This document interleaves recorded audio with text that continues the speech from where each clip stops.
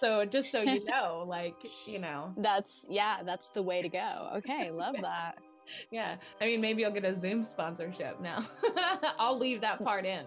Yeah, no, let's just say it's happening. Exactly. And It's now Zoom is happening. paying us. Today's episode is actually sponsored by. Yes, exactly. Yes, I'll I reach love out that. on LinkedIn. Yes. But I wanted to talk to you anyway, but this is like so long overdue. I feel like I don't know why I haven't had you on the podcast sooner. Like, we talk so much about happens. So much ethereal shit that, like, I'm always talking about you. I'm always referring back to you. Same. Anytime someone's talking about dreams or dragons, I'm like, let me tell you some shit about my friend. Anybody who's talking about weed and metaphysical shit, I'm like, you need to get on this. So trust me, you come up a lot. Oh my God. Same. Like, same. I wrote down in my notes, Dragon Guide, manifestation tattoos, human spirit project, dreams. So I was like, these are the 4 things that we absolutely have to touch on. And these are the 4 things that we could talk about for like 20 hours straight each. Just so that, because I know both of us with our, like, I was like, just so that we have something to guide us. Otherwise, you know. Yes, absolutely. Hours will go by. Yes, they will. Yes, they will. Well, Zoom won't let us, so. Exactly. Make new meetings. Good thing that we have the limited until we are sponsored, if you're listening. Exactly. So let's just dive in. I mean, like, tell me what's giving you the most joy right now. Ooh, okay. Well, first of all, I have been really solidifying the Human Spirit Project, which is really now become more about like a divinely feminine oriented business model that supports, you know, flexible lifestyles and creates community around basically teaching and remembering and reminding people that we are the 5th element of nature. We're not separate from it. We are the 5th element of nature. That is the whole point of the Human Spirit Project. And remembering that the 5th element of nature has always been the spirit. And when you study like alchemy, you see that. And we are a reflection of nature. And I think that separation between nature and spirit is the reason why we think we can just throw trash everywhere and, you know, trash on our earth and think that it's separate from ourselves. And it also is like another thing to like, I also see people doing the opposite where they disrespect themselves but have high regard for Mother Earth. And I'm like, hey, those two are the same thing. Those things are not mutually exclusive. They're not. Those are the same thing. And the more you love yourself, the more you love your Mother Earth. And the more you love your Mother Earth, the more you love yourself. And I think that the Human Spirit Project has really been really a test of trust in creating, because I created it because my spirit guides were like, you have to create this without knowing what it's going to be. And this is the trust game that you're going to have to play right here. Yeah. And so I built it with one of my best friends who now lives in upstate New York. And heck yeah. Like you're like bi-coastal, like exactly. And we didn't know this was going to happen. So when we first built it, like we had no idea she was going to move to upstate New York. We had no idea any of this stuff was going to happen. We just knew, like both of us in our gut knew that this was the right move. And it was so funny because right when we decided to work together, everybody in our circle started hating on us. No! Instantly. People who wanted to work with me originally dropped off the face of the earth. It was like, faces were seen that I did not see existed. And at first I was like, whoa, this was like really difficult for me. But then I realized like, oh my gosh, the universe was trying to tell me there's something, you're onto something. Yeah. Oh my God. Yeah. It was really a roller coaster ride. Like the moment that me and her realized like we're doing something together and this is where we need to be right now. It was like everything else that wasn't on that frequency fell out. Just just showed all the faces that need to be Chills. seen. And it was just insane. Like, it was just so instant and it was so wild. And that's why too, like, you know, you have to you have to be careful. You're saying you want to be aligned, but you have to know, like, you will go through it, you know, like with that. It will. Yeah. But we knew still, like, you know, this is what we had to do. And then so many things just kept coming into place, and so many things just kept moving. And from there, I just remember knowing, like, I have to do all this stuff, you know, to create this and to build this. And so much of the hate we were getting was, how come it's not happening yet? You're not doing enough. That was all the stuff that we were getting. Oh my God. Yes. And recently, it's like, what are you doing? And I mean, like, everyone's time is their time. Like, why is everyone trying to rush it, right? Yeah. And I kept going back to that. And I kept getting guided to go back to that, like, to trust in your own time. And that this was just such a big part. This doubt dance was like the big part of the trust dance, which is another thing I'll get into about the book that I'm writing. But so many things. So this was a big part of, like, realizing, like, what we were really trying to make was really starting to happen, you know, like, because we were seeing all of these people doubting us. And recently we just ran into this amazing proverb that was like the story of this dog and this elephant got pregnant at the same time. And the dog says to the elephant, you know, hey, I've already had 3 sets of puppies, and they've all been born, and some of them are even grown up already, and you still haven't had your baby. And the elephant replies, honey, when I have my baby, the ground will shake. You know, when an elephant has a child, the ground will shake, because not everybody is meant to be here to create a legacy.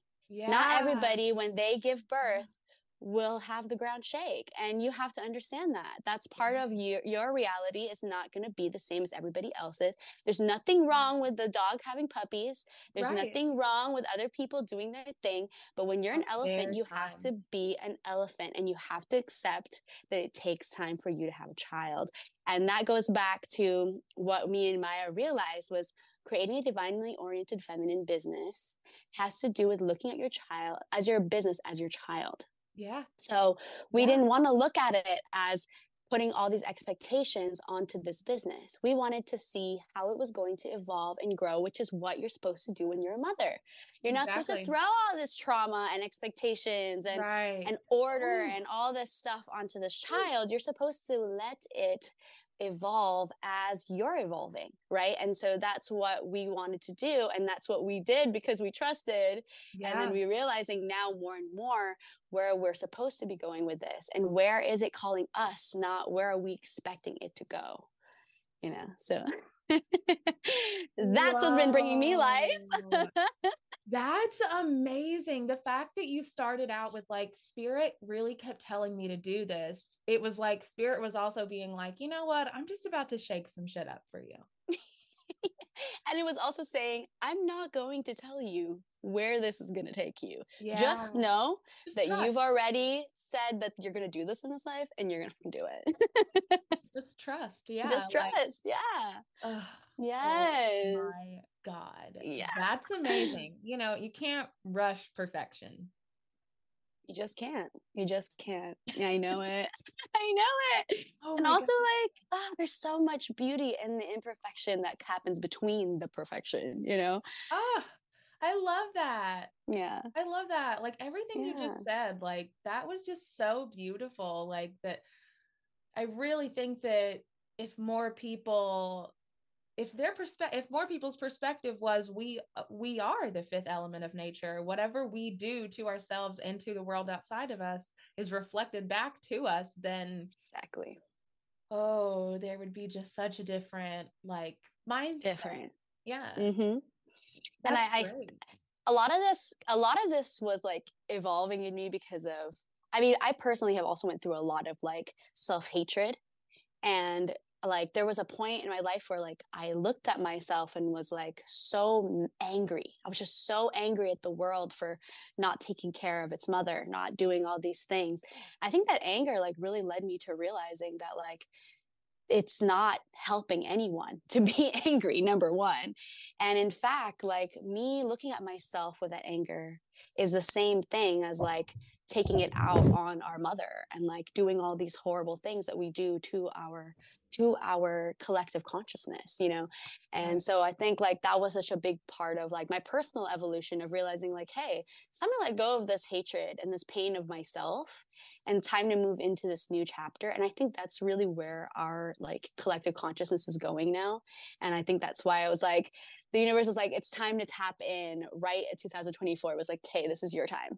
Yeah, it's your year. Like that's the message that I keep getting from so many people that are like coming to me and the people that I come to as well. It's just like 2023 was like the year that shaped the marble, and then Oof. 2024 is your statue of David. Like exactly. Yeah. Somebody was like telling me today, like, oh, you know, like this year on your birthday, it's going to be 2024. It's a and palindrome. I was like, yeah, that's the reason we picked our wedding date, because it's a palindrome. Of course. Like, of course.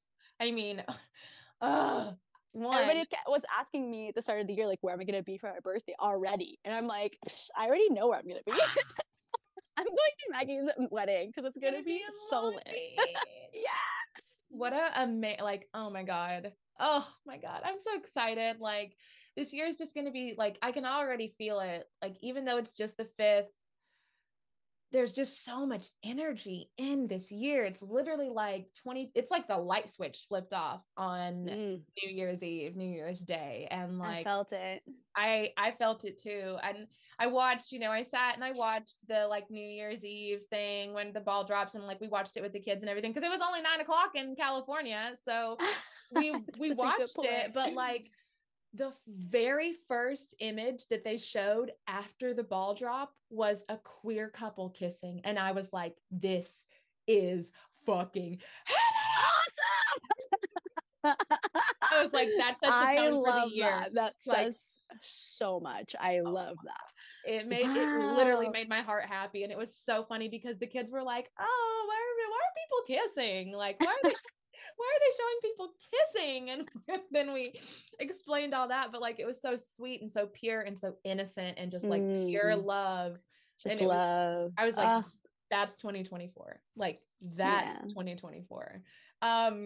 So tell me about this dragon. Like, I was on your story. I've got a little bit of an intro. So people have already heard that they're gonna like where to follow you. So yeah.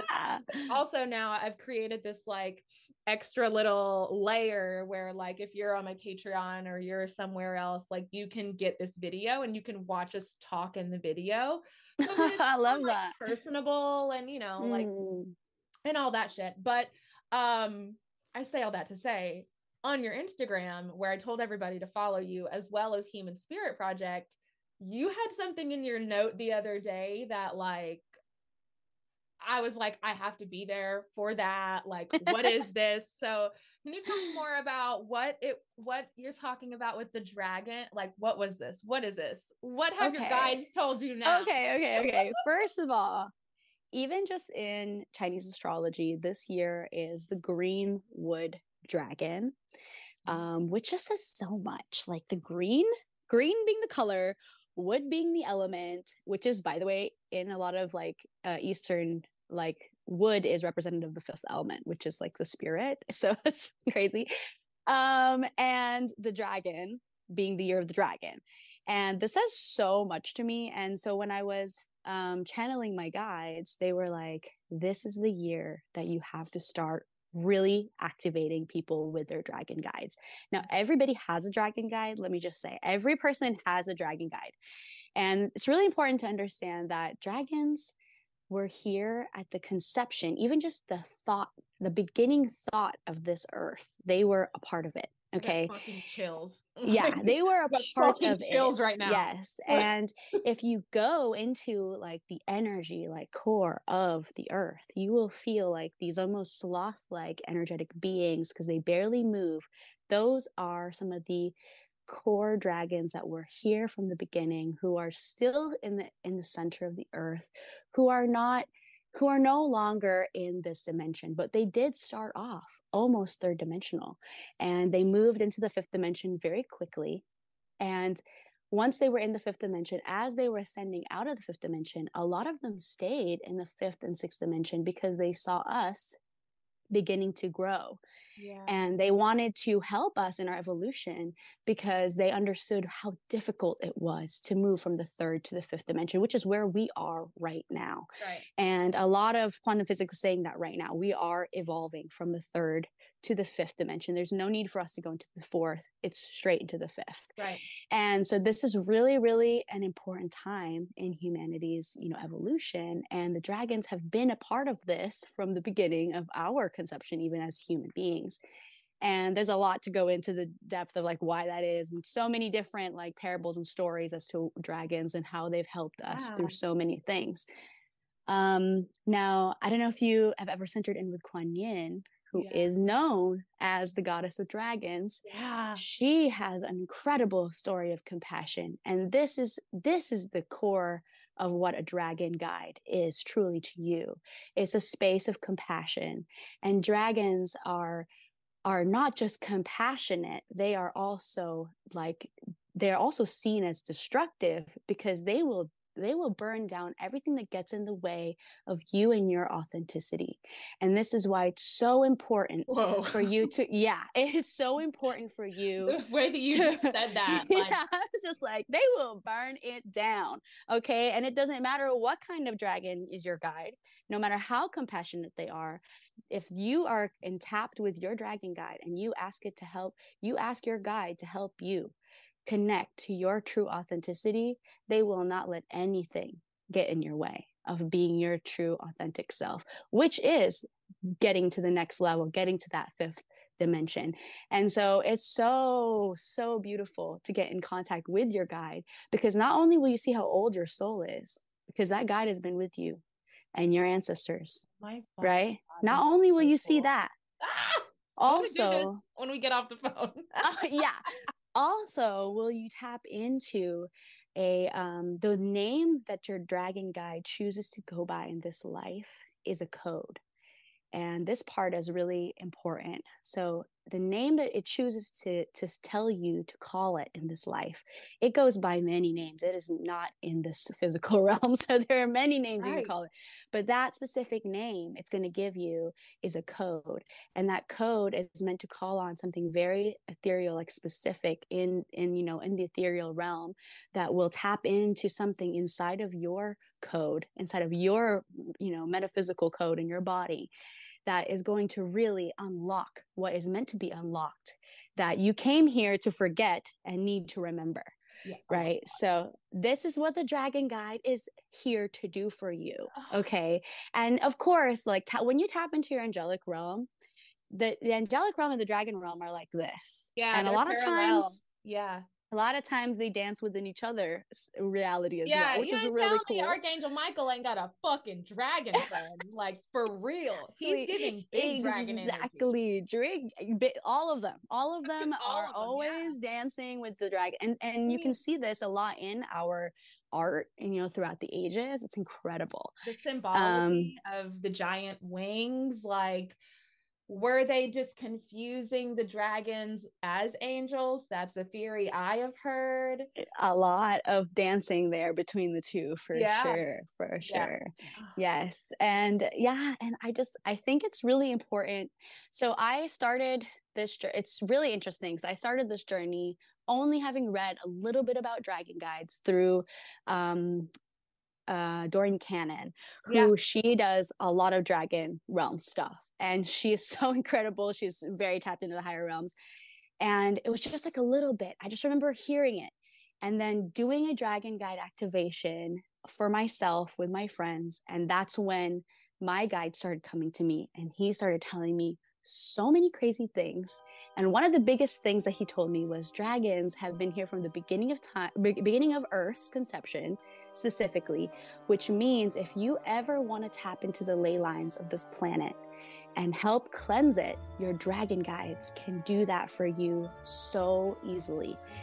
And this part is really, really like when it really hit me. Like at first I was kind of like, am I losing my mind? All this crazy stuff. I'm having all these like crazy, like, you know, of course that's part of like the spiritual journey, right? And I remember this being such a big part of my spiritual journey because it was hitting me so hard. All these meditations, all this, like I could feel my body like shifting and changing, my personality changing during this time when I was connecting with my dragon guide. And it gets really wild because he was telling me like, you're living, and this is when I was still in the Philippines. He was like, you're living where you're supposed to live because it is a portal. And that is where we're going to leave you for this first part. So this is going to be a nice little mini series that's inside of this season of Metaphysical AF. We're going into, I think, our 6th year here. Let's see. Yeah, we're going into our 6th year of Metaphysical AF. And that just blows my mind. That blows my mind. So got some exciting things for y'all this year. Thank you for being here with me. Thank you for listening and continuing to tune in. And just, you know, as humans, we grow and things change. So thank you for being here. If you've been here from the beginning, if you're listening wherever you are, I am grateful for you. I'm so grateful. So all that to say, I absolutely appreciate every single one of you. And I'm grateful to be able to continue to do this. If you liked this episode, text it to a friend right now. Be sure to follow and subscribe so you don't miss the second part of the series that's coming up on Tuesday. If you're a part of the Supercast family or Patreon, you will get this on Monday. To find how to be a part of that, just look in the show notes and see you on the next one. Bye.